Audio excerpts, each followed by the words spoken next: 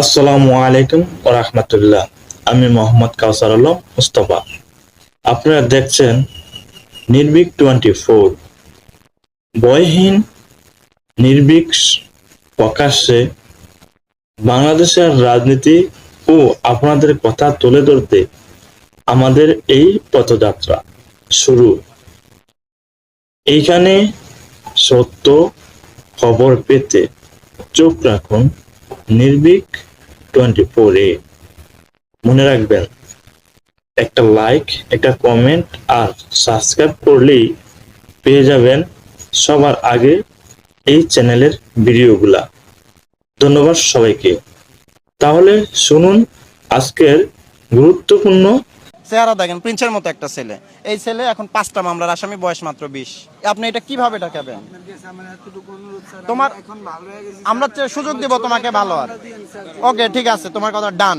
কিন্তু এই বয়সেও 5টা মামলার আসামি। ওর মুখের ভাষ্য যে এ পর্যন্ত সে 6 মাস জেল খাটছে। হয়তো আমরা আরো কাগজে কলমে থানায় নিয়ে দেখলে দেখা যাবে আরো সময়। ওর বাবা 12টা মামলার আসামি। ওর বাবার নাম পড়ে গেছে সিডি রুবেল, মানে বড় সন্ত্রাস, চাঁদাবাজ সব। বাবার দেখা দেখি হয়েছে। ওর মা হসপিটালে কাজ করে, কিন্তু সবকিছুতে জামিন তার মা করায়।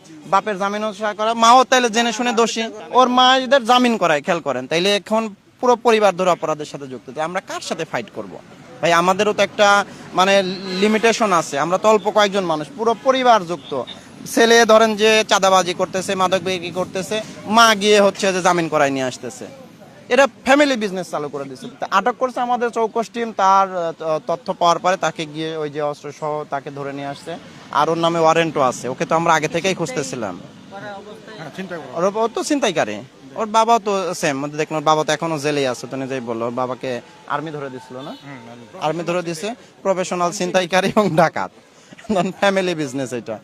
আমরা ধরেন যে এই যে এখন এটা মুশকিল। এখন ওর মাকে যদি আমরা আইনের আওতায় আনতে যাই, ওর মা তো এটা ভুক্ত সুবিধাভোগী। বাবা চিন্তাই করে, ও চিন্তাই করে, মা বসে থেকে ভাগ নেয়। আর যখন ধরা পড়ে তখন জামিন করে নিয়ে আসে। তাইলে এটা পুরো পরিবার যদি অপরাধের সাথে যুক্ত হয়, এরা তো পুলিশকেও ভয় পায় না, জেলও ভয় পায় না। একটা লোক একবার দুইবার গেলে জেলের প্রতি ভয় কেটে যায়, পুলিশের প্রতি ভয় কেটে যায়। তো যে ভয় নাই, ডর নাই, তাকে আপনি কি দিয়ে ভয় দেখাবেন? জেল আর পুলিশ তো একটা ভয়ের কারণ, তাই না? শাস্তির কারণ। মানুষ ভয় পায় যে আমি অপরাধ করলে জেলে যাইতে হবে, নাহলে পুলিশে ধরবে। তো ওরা ওইটার ঊর্ধ্বে উঠে গেছে। এখন ওরা ধরেন আবার ওই যে বলতেছে না যে আমাকে ছোট মামলা দিয়ে দেন, বের হলে ভালো হয়ে যাব। আবার আরেকদিন ধরা পড়বে, ডায়লগ সেম। সিনেমার ধরেন যে চিত্র বেশি। সমাধানের জায়গা পুলিশ খুঁজবে না, সমাধানের জায়গা সমাজকে খুঁজে নিতে হবে। যে আমরা এদের কিভাবে, এই যে এতগুলো বাচ্চা যে ঘুরতেছে রাস্তায়, রাত 11টা বাজে, আপনি আমার সাথে থাকেন আজকে 1-2 ঘন্টা অভিযানে, দেখেন কমপক্ষে আমরা 100 পাবো যারা কিশোর। হয়তো এর মধ্যে কেউ কিশোর গ্যাং হবে, কেউ হয়তো পড়াশোনা থেকে ছিটকে যাবে, কেউ ছোট ছোট দোকানদার হবে, পুরিয়া ব্যবসায়ী হবে, কেউ হয়তো বড় মাদক ব্যবসায়ী হবে, কেউ একদিন বড় সন্ত্রাস হবে। তো এখন থেকে যদি আপনি এদের দিকে নজর না দেন, তাহলে একসময় সব দেয় খালি পুলিশের ঘাড়ে দিবেন যে পুলিশ কেন পারলো না, পুলিশ কেন পারলো না। ভাই, সব কাজ তো